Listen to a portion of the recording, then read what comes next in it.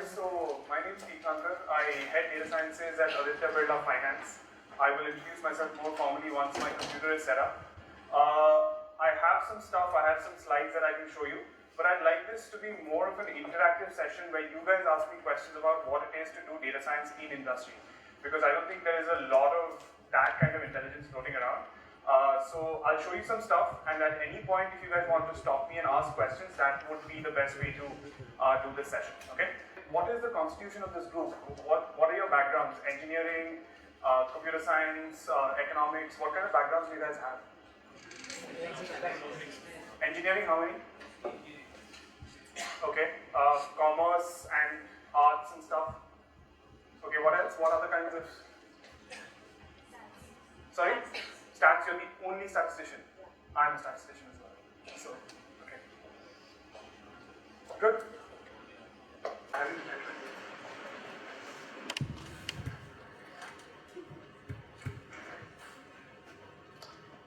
Okay, can you guys all see the screen? It's kind of fuzzy, but let's work with this. Okay, so who am I? I'm going to take a data-driven approach to this. My name is Tirthankar Chakravarty. I head data science at Aditya Birla Finance. Okay, and I'll explain to you what Aditya Birla Finance is in the vast world of the Aditya Birla Group. I don't know whose picture that is. That guy seems to have a lot more hair than I do. So, what else? Let's see.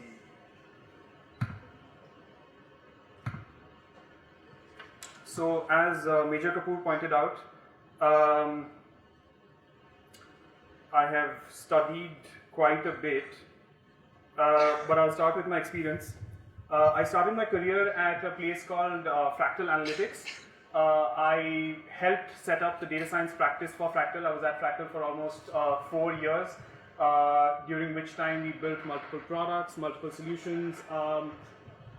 After which, so whilst I was at Fractal, I mostly concentrated on technology and media and some bit of telecom as well. So I thought it would be a good idea to join Viacom 18 as my first corporate venture. So I went to Viacom 18 to start their data science practice. Turns out figuring out what makes Nagin 2 work is not very complicated. Do you guys know what Nagin 2 is? Okay, good. Okay. So Viacom 18 is the parent company of Colors. And they produce such hit shows as Nagin 2 and MTV Roadies Rising. Okay, so yeah, that was a brief stint. That was an 8-month stint. I moved from there to where I am at right now, and having a great time as head of data science for Aditya Birla Finance. My visiting card says Chief Data Scientist for the digital finance business. But I have broader responsibility for the NBFC as a whole. So Aditya Birla Finance is a non-banking financial corporation, which basically means we cannot take any deposits from retail customers, but we can do virtually anything else that a bank can do. And RBI has made it abundantly clear that they're not going to give the Aditya Birla Group a banking license. So that's where we are at. This is our primary finance company. You will hear in July or August that Aditya Birla Financial Services Group is being listed as a separate entity. Currently, we are sitting under something called Aditya Birla Nuvo Limited. Okay, you have to remember Aditya Birla Group is a $40 billion revenue a year company. Okay, we Aditya Birla Financial Services Group, which is the holding company of Aditya Birla Finance Limited, is being listed. The primary businesses that we are in is asset management. Mutual funds, so Birla Sun Life Insurance is our company, and Aditya Birla Finance Limited. And the growth and the listing of Aditya Birla Financial Services Group is driven primarily by this business. If you read any of the transcripts of the earnings calls made by Aditya Birla Financial Services Group, you will see Aditya Birla Finance Limited, which is primarily a lending business, drives most of our top line. Okay. It's grown almost 40% CAGR year on year for the last 5 years. Okay, we have assets under management of almost 45,000 crores. Okay, so this is no small business, and this is primarily the reason that this business is getting listed. Not this business, the holding company is getting listed in July and August. Okay. Any questions about Aditya Birla Finance Limited? What it does? Do you broadly understand it's a lending company? We do all kinds, anybody who needs money, they can come to us. Our only constraint is we need to borrow from banks to raise capital at 8%, 8.68%, and then we lend on depending on the risk that we're taking on our books, right? So, yeah, please. I will into digital lending. I'll come to that. That's, like I said, my visiting card says Chief Data Scientist, Digital Finance. So I have an entire deck on that, and I'll tell you exactly why we are here to, look at interns. And we're here to look at interns for the digital finance business. Okay? Cool. So, any other questions? Yes. So, if you are taking from the banks the loans and forwarding to other people, Yes. People can directly go to the banks also and they can. Banks will not lend to them. You have whatever, I don't know, Sri Krishna Dry Fruits Limited. Will banks lend to them at 8%, 9%? They will not. We understand risks in certain segments banks will not lend to. Banks have gotten used to lending to easy customer. Salaried personal loans are the easiest product to sell. People will, give it to you for 11%. Go and take it. But how many salaried personal loan seekers are out there? There are far more Sri Krishna Dry Fruits out there who are not getting money to expand their business. We lend to them. We understand exactly how much risk we are taking on when we lend to them, and that is why we are successful, because we understand risk. We manage risk and we price that risk appropriately. Yeah, that's why we are getting paid that differential, that net interest margin. We are getting paid that much because we understand risk. Any other questions?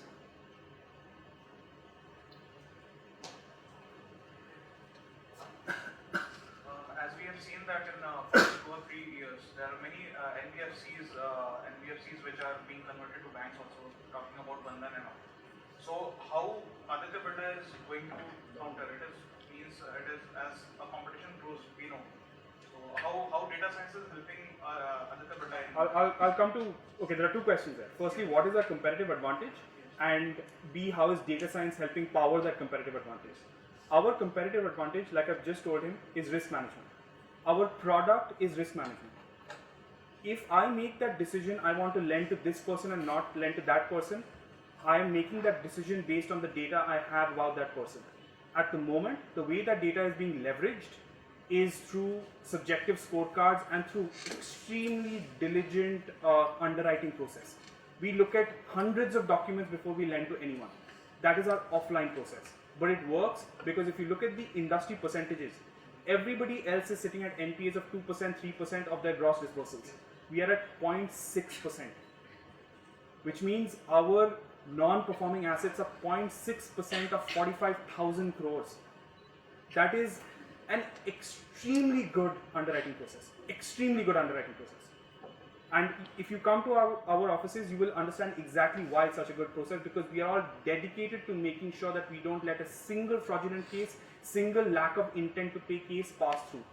Our current challenge, and that's the question he's asking, is how do we convert it to a digital process so that we can scale that process without losing any of the rigor that goes into making our books one of the best NBFC books in the business. Right? We have done scale. We've grown 20%, 40% CAGR over the last 6 years. At the same time, our NPAs have not moved. We used to be at 0.38% 6 years ago. Today, we are at 0.6%. That is how good we are at pricing risk. Okay, that's our business. And data science, we'll come to that. Thank you. Yeah? Anything else? How much market share shared by Aditya Birla Finance? So I don't have the market share numbers, but I'll tell you, we are in the top 3 consistently. We are one of the top 3 NBFCs. NPAs totally depends on how much market share you share. Like I said, so, okay, assume that Mahindra & Mahindra is the largest, right, in this segment, right? They would have a book of around, say, 60, 65, and we have a book of around 45, right? So if there is another player which is somewhere in the middle at 55, so the market share numbers I don't actually have, and I don't know them off the top of my head, but I wouldn't say we would be less than 30% of the market.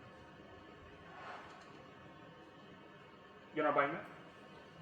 Why not? Like I said, I don't know, but I'm trying to give you an indicative number, directionally. Okay? We have a very large book. So the market leader has a book of around 65,000 crores. We have a book of around 45,000 crores. So there's not a lot of difference between us and the market leader. 30% is total limit, Of- banking of- and NBFC. Or No, NBFC? only lending. Only lending. I'm not. lending by NBFCs or banking? Or total? No. NBFCs only. You've asked about NBFCs, right? Otherwise, Mahindra and Mahindra is not it. It's HDFC. HDFC has. Yeah. Huh? HDFC, right? If we consider the banking. HDFC, right? Yes, it is. Correct. Okay, good. All right. So NBFC, I think we are top 3. I don't know the market share numbers. Okay, but it's a large book. I don't know how big HDFC's book is. Do you know HDFC's book size? Okay. All right. Anything else about Aditya Birla Finance?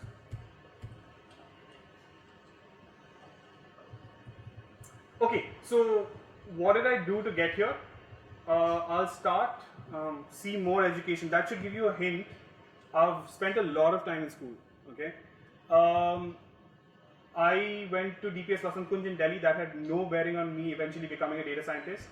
I went to St. Stephen's College to do an econ honors degree. I did develop an interest in econometrics already, even though econometrics was not a part of the curriculum at St. Stephen's College. I spent a lot of time at the University of Cambridge trying to learn econometrics and statistical theory. I spent a lot of time doing math courses, which I thought would eventually help. It did kind of, not much. And then there was an abandoned attempt at getting a PhD in econometric theory from UC San Diego. Okay, beautiful place, horrible school. If you try to do a PhD in statistical theory, I would strongly advise against it. It's a lot of time spent in rooms writing out math proofs, which you don't want to be doing. Okay, so at that point, I returned to India, and I think the Cuddle guys are here tomorrow. Natwar Mal, who heads Cuddle, hired me first at Fractal Analytics to help build the data science team, and that's where I got my start. Okay, so that's my story. That's my story on a resume. How do I keep myself, occupied as a data scientist? What else do I do? So if you can find me elsewhere, and this will give you a good sense of how I actually conduct myself as a data scientist. You will find me on Stack.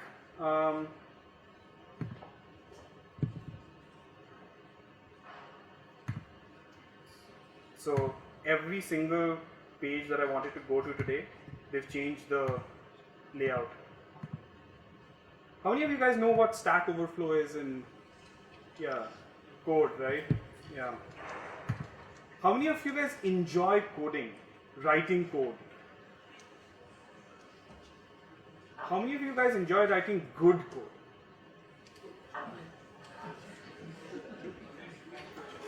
Like, how many of you guys take the time to make sure that your code looks good and works well and is efficient? Trust me when I say this, writing shitty code is not going to get you anywhere. And opinions will be divided. You can look me up on how do you oh, there we go. So if you go to my Stack Overflow profile, my top question obviously is how to use PySpark with Python 3. This is when Spark was brand new. This is 3 years ago. I assure you I've gotten better at Spark since then. How many of you guys know what Spark is? You seem to know everything. Anybody else know what Spark is? It's on all your skill sets, by the way, which Taran has forwarded to me. You guys all know what Spark is? It will be taught in the 3rd term. Okay. How many of you guys have already used Spark on something other than word count? Okay, so not a lot, right? So it will be taught to you eventually, but it's already on your skills, which Taranjeet has forwarded to me. So you should be prepared for Spark related questions. Hadoop. Wasn't that like in the 1990s? Like Hadoop is dead, right? No? Hadoop is still alive? It's being taught, Taranjeet? Okay, good. Okay, good. So Hadoop, so there's a value chain, right? Like it moves from being in the control of data scientists to being in the control of IT people, and Hadoop has moved to where it's now IT people. They outsource it, and Deloitte will come in and say we will do this for 6 months and we'll build you a Hadoop system. It's no longer exciting. Hadoop is not exciting, and that is not what smart data scientists should spend their time doing. But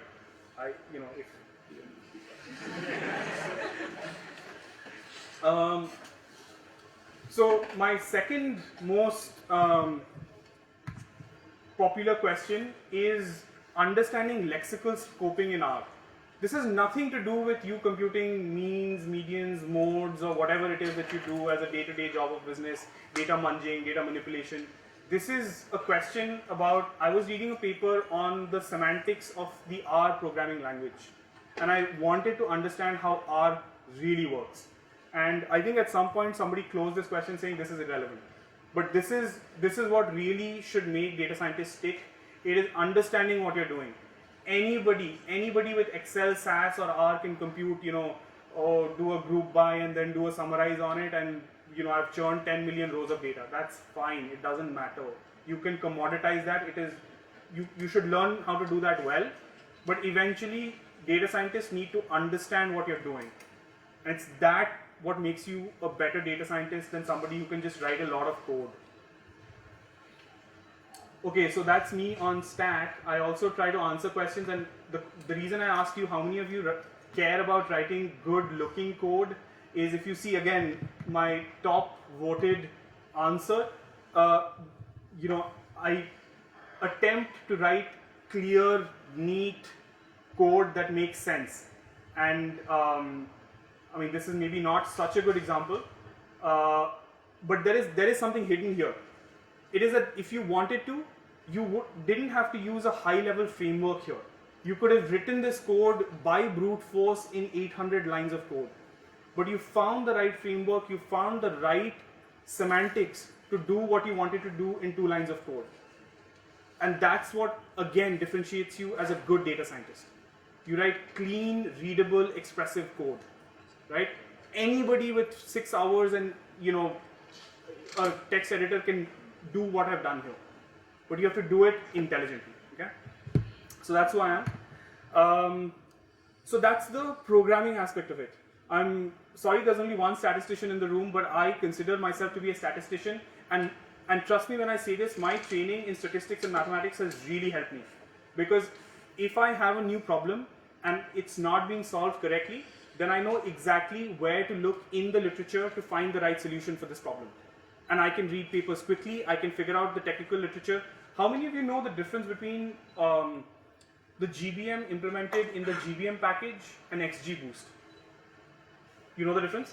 Can you tell me? In XGBoost, in the normal GBM package which comes with R and Python, they do not, in the loss function of it, they do not penalize it for all the features. But in XGBoost, these guys, they add a function at the end of the loss function, where each tree has its own parameters which can be tuned. And suppose what are you penalizing? So the first tree that is created, and whatever errors are found, Are you penalizing the errors or the parameters? we penalize the parameters. We remove the feature. Why do you penalize the parameters? What parameters do you penalize? So the parameters which we first consider, and then What are the parameters of a tree? so parameters of a tree, like So just a tree, any tree, right? A cart, right? You're building a cart model. What are the parameters of a cart model? the feature vectors. No, the features are not the parameters. Parameters, see, it's distinct, right? So if you have a linear regression model, the betas are the parameters, the x's are the features. They are the variables. In a tree model, what are the parameters? It's non-parametric, but there are parameters. What are the parameters? It's non-parametric means that the number of parameters can expand with the sample size. That's what non-parametric means, right? Yes? You sure? Okay. Cool. What are the parameters? The parameters are the cut points, right? So what are you penalizing? See, I understand that you've read the blurb and it says there's a penalty attached to the parameters. But what parameters and why is it helping? So it helps because eventually after each level, when you try to fit the tree to reach to that to improve the model, so that is why that parameter penalizes, and we get a better tree which keeps on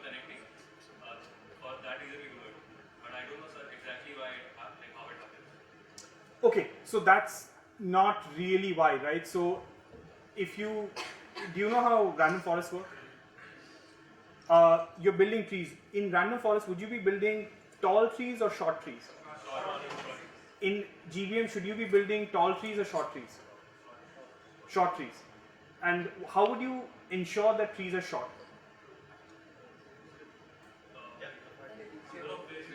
But that's a deterministic way of doing it, right? Like, how do I know without like doing a cross validation over the entire depth going from 1 through to 100? How do I know in a data driven way what depth trees should go to? Can I apply a penalty saying that if it goes above this level, it had better be contributing to my accuracy, otherwise I don't want this tree to be too tall?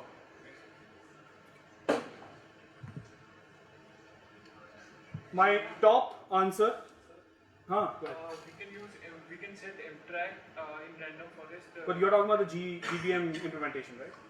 You're talking about random forest actually, you're not even talking about GBM, right? I'm talking about parameter of random forest. You asked. Oh no. So okay, so there are meta parameters and there are parameters, right? So there is a base learner and then there is an ensemble, right? He's talking about penalizing the parameters of the base learner, which is the tree itself, right? And then there is the mtry coefficient, which is the number of variables that you are randomly sampling to fit the random forest tree, right? Yes? Okay. Okay, cool. So just to close this out, right? On Stack Exchange, how many of you guys use this site regularly? I know all of you guys take code from Stack Overflow. How many of you guys use this site regularly to understand why things work? There's not a lot of hands going up, which means that you guys are just happy to take whatever codes on Stack and you're saying, fine, I'm done. You don't really want to know why things work.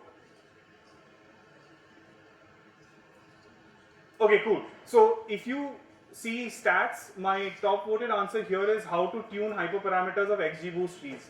Everybody who's ever done a Kaggle competition has come to this page. There are some bizarre number of views on this question, and okay, so 30,000 people. I mean, yeah, that's not bizarre, but it's still something. And basically, again, you will see there is a theme here. You want to understand exactly how the algorithm works, and you want to be writing good, clean, readable code. These are the two things I care about the most. Okay. Okay. What else? I am also on GitHub. How many of you guys push personal code to GitHub? Do you think it helps when you're just writing code by yourself to be on GitHub? How many times have you pushed in the last month? Once? No? If I look at your streak, will I see one? Sure. Okay, cool. I'm on Git. You can find me on GitHub. Again, if you go through my code, it's all written with the same intent. Make it as compact as possible, as expressive as possible, as performant as possible. Okay? And this only comes from practice. You do the same thing again and again and you practice deliberately. That's what makes you a better data scientist. Oh, I'm not on Google.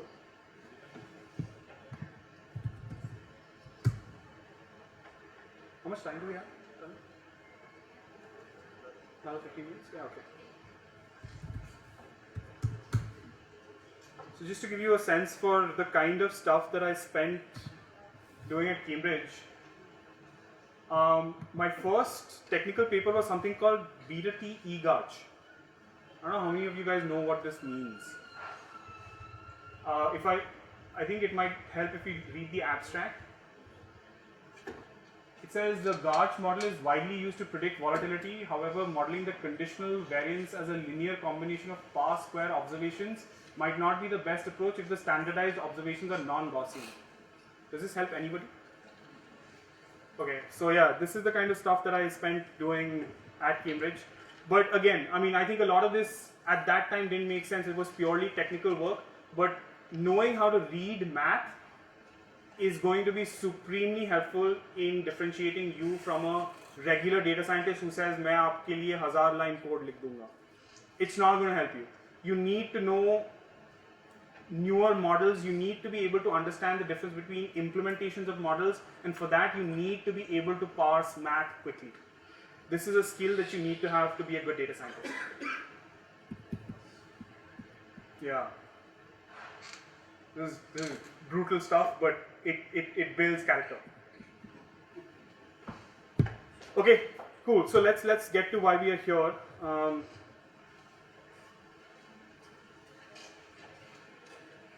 Digital finance. So just to give you a little bit of a background, I joined Aditya Birla Finance sometime in mid-December. This project, this digital finance business project, has been going on since about May 2016.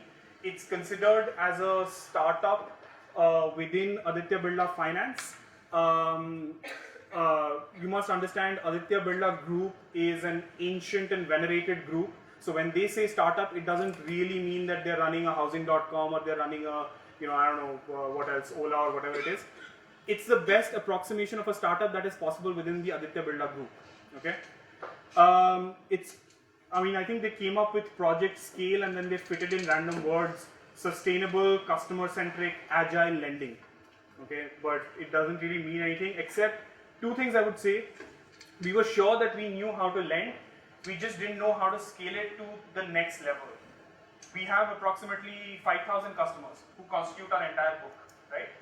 Now, how do we, and we are talking about big deals. Our corporate finance group is making deals 50, 60 crores, right? These are deal-making loans. Before this project started, we did not do ticket sizes less than 1 crore. 5 crore is a poor man's loan in our business. We are today lending 1 lakh, 2 lakh, 3 lakh. You can imagine how we are perceived in the business. So, but we're doing it because we know that's where scale is going to come from. And we will be listed in July and August. And if you know anything about how listings work, if you have a retail business, your valuations work in a completely different multiple. We are a B2B, we are a corporate business today. But if we turn into a retail business, our valuations go through the roof. Okay, so scale, customer centricity. If you know anything about retail businesses, it's basically a customer service game. You can do all the risk-based pricing that you want. You can do your platform can be the most technically sophisticated platform. Even Amazon needs to have call center people, right? It's a customer service game, but still we want to make sure that our customer service is data driven, it's digital as far as possible, and then a human will talk to you. Okay, it's agile. Agile relates to how we've built our tech platform. Again, remember, Aditya Birla Group is what is known in the parlance as a Lala company. Okay, these guys don't know the A of agile. They don't know how anything other than what PwC tells them about how to set up their latest IT system. They are not used to. How many of you guys know what agile development is? Agile methodology as applied to technological development. There we get a Scrum. Is that it? There we get we need to deliver our project bitwise. Okay. In branches. There we have a software development methodology where we have to do all the things at one go. Right. Now we are doing it in a bitwise. But what about waterfall? In waterfall we have to starting with from very scratch. Then we will go for the unit testing. Then we will go for the SIT. Then we will go for the UAT. Then for the production and life. So how does it work in Scrum or Kanban? In Scrum we get up work. Okay, for a month work, or for a week work. Then we need to meet that deadline. We have to deliver whatever the things we have been assigned. So is the product designed ad hoc? Like you just build whatever you say for the next sprint? I'm going to build. There used to be a Scrum Master. Right. But how does a Scrum Master know what product he's building? He or she's building. I guess that is a business stuff. Business and the technical guys. Is product part of technology or part of business? What? Product. Product is a part of you can say both. Okay. Okay, cool. So agile methodology, we'll discuss it a little bit. So customer centricity, agile and scalable. Okay, you're moving to a retail business model, and this is the digital finance that we are trying to build we already have some successes. I cannot share metrics with you, but I'm happy to talk to you guys about how we are scaling our digital finance business. There's a bunch of slides. This is actually something the head of the business uses, so I'm not going to run through everything. I'm just going to give you a flavor for what is in this slide deck. What is digital finance? Okay, so what I want you guys to do is to read out the color that you see on the screen, as the slides progress, okay? So what do you see? What do you see? What do you see? What do you see? What do you see? What do you see? Okay, cognitive dissonance. Trying to build an agile startup within a Lala company, okay?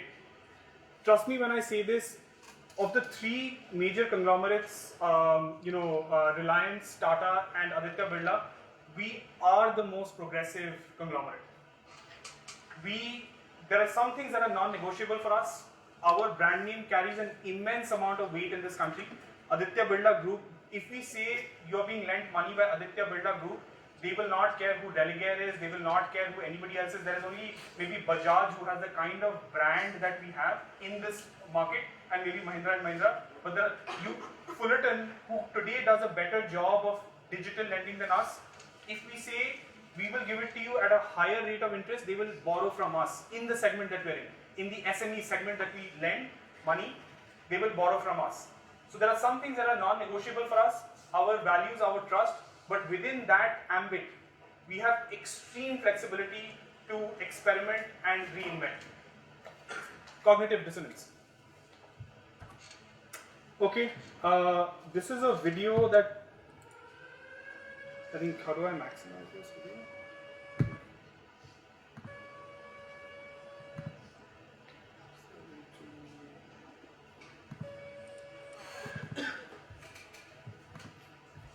Maximize this.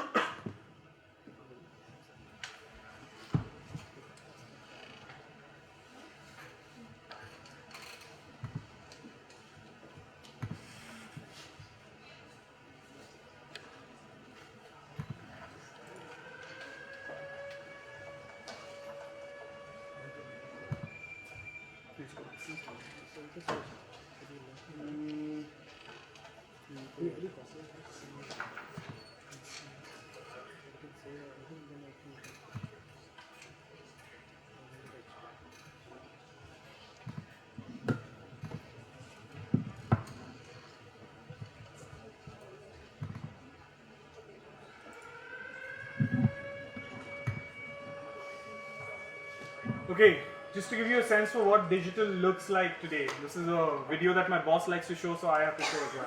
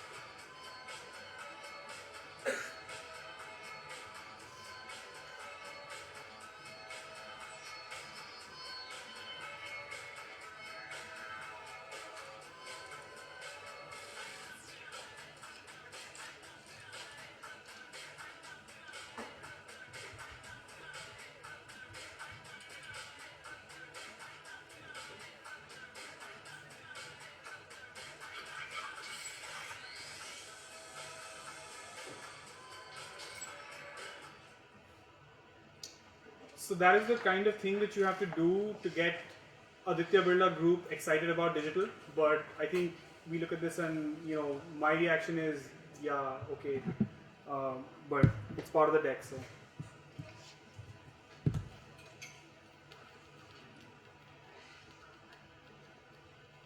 Okay, so again, a lot of this should be familiar to you guys. If you guys are of the age group that I think you are, then a lot of these terms are not new to you. You guys all know what a hackathon is, but you know, for senior management in companies like Aditya Birla Group, you have to sit them down and explain what cloud computing is, so that they don't think that there's an actual cloud where data goes to. And I mean, not to say that these are not supremely smart people. They understand numbers like you would not believe. So half your job as a data scientist is done if you can produce the right numbers. They will get it.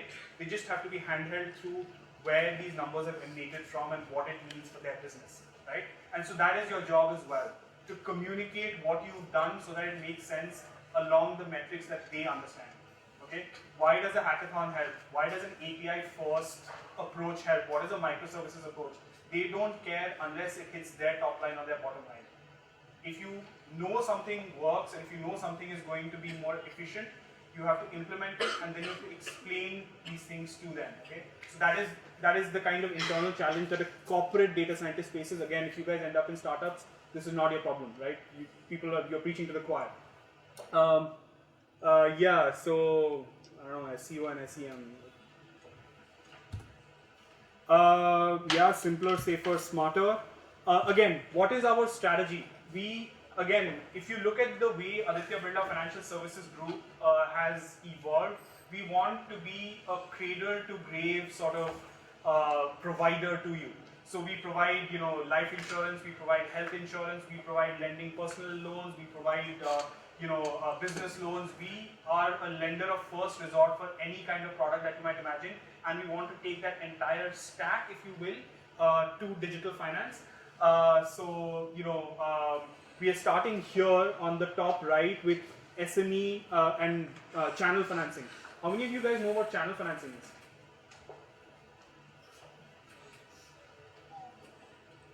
Okay, what?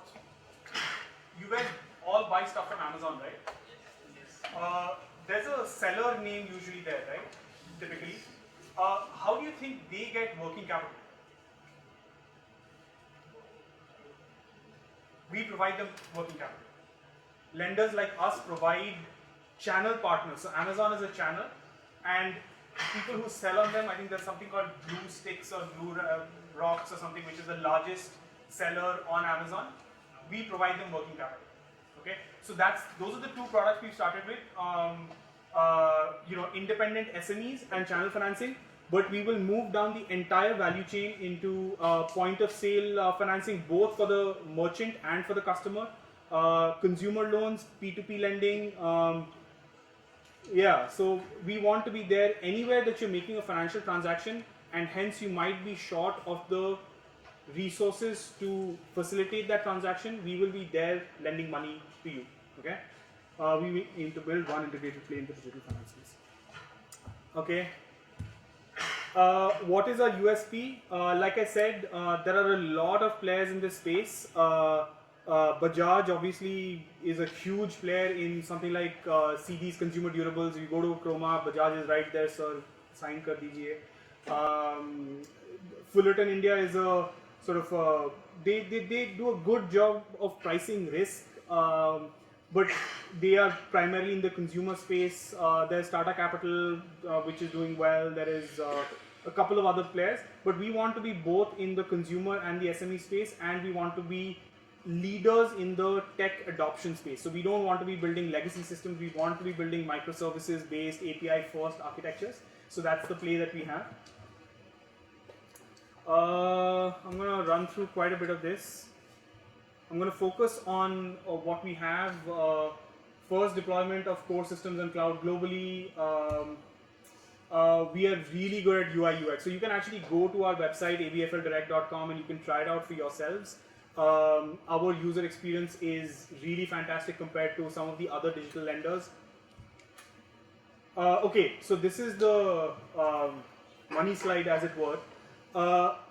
We have a credit model which is currently based on an exhaustive set of financial variables, but it's a subjective scorecard model. How many of you guys know what a scorecard model is?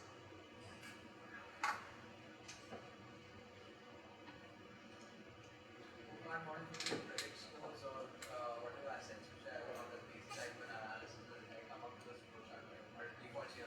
How many of you guys know what a predictive credit model is?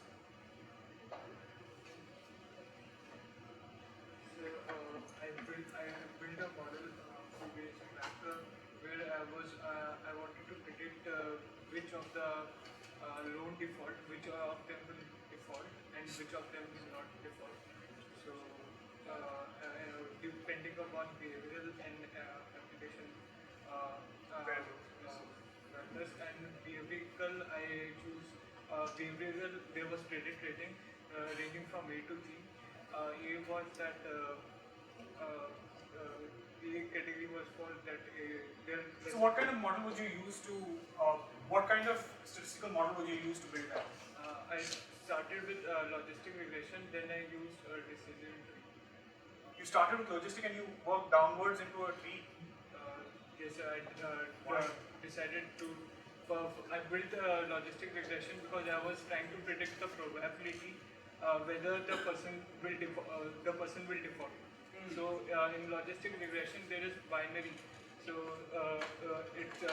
our output is in probability form. So Right. I first tried logistic regression. And then why did you choose a tree after that? So I choose a tree.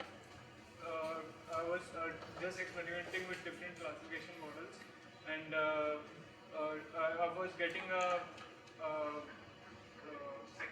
was getting first I was getting a bit low accuracy in logistic regression, so I was just experimenting with.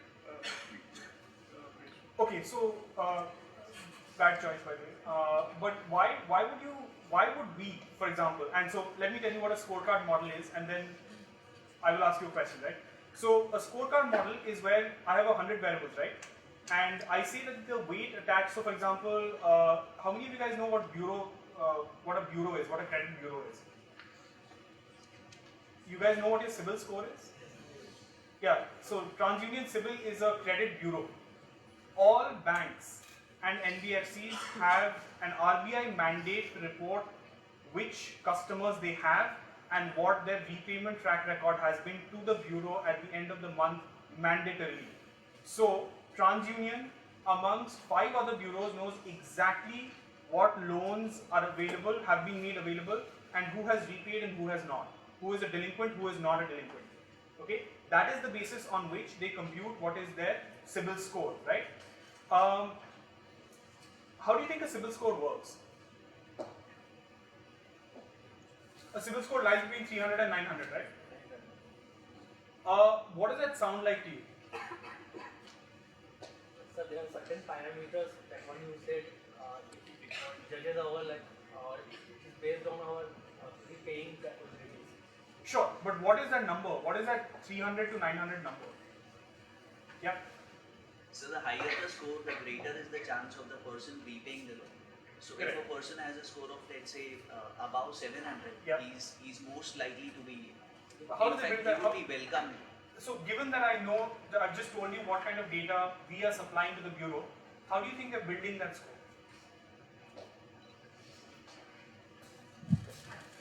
They must be looking at any credit card for any they have not. So they know whether you're delinquent or not. And let's define delinquency as DPD 90, what's called days past due 90. So if you've not repaid your outstanding repayment for 90 days, you have a flag which says DPD 90. Okay, 10. And you know a whole bunch of stuff. What is the age of the customer, where does the customer live, what is their email ID, what is their phone number, how have they paid on other trade lines as they're called, other loan accounts, how have they repaid that loan account in the past, what is the total sanctioned amount of the loans that he has. You know a lot of stuff, right? You actually know a lot of stuff. So I would have loved to show you what the data set looks like, what the bureau gets, and how it collates data. So by the way, if you have 10 loans, the bureau knows everything about those 10 loans and it's mapped into you. And then there is a DPD 19010 flag. If you build a logistic regression model and you predicted the probability score, what would that look like? That would be a number between 0 and 1, right? If I multiplied that number by 1000, what would I get? I would get a number between 0 and 1000. If I said, let me rescale these values to be between 300 and 900, what would I get? I would get the Civil Bureau score, right? So they build their Civil Bureau score exactly like this. There is a binary classification model. I don't know what that binary classification model is. That's proprietary to them. They build it on the basis of certain variables that we report to them.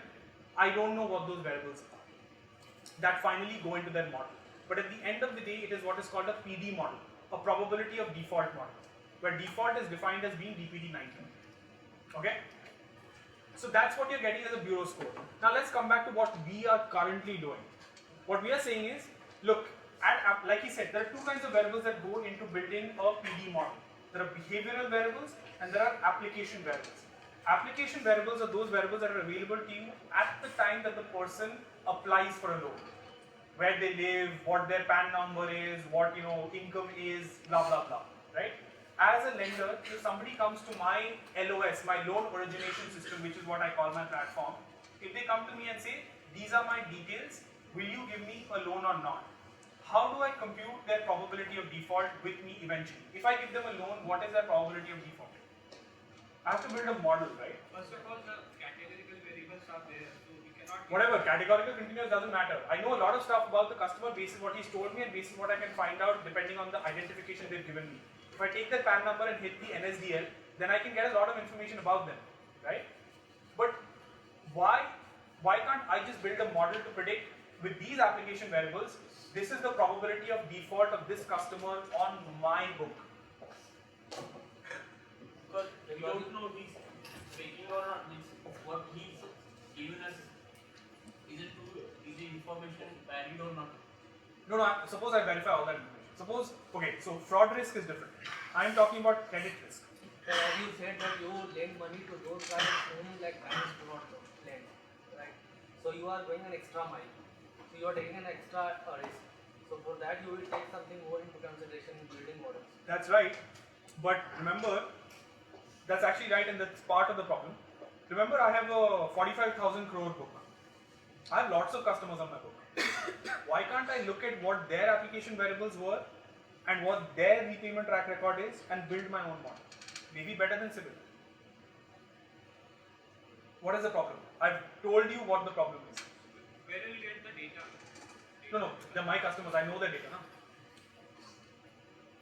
They're my customers in other books. Yeah, but we will not get the historical data of how they are performing for the other loans.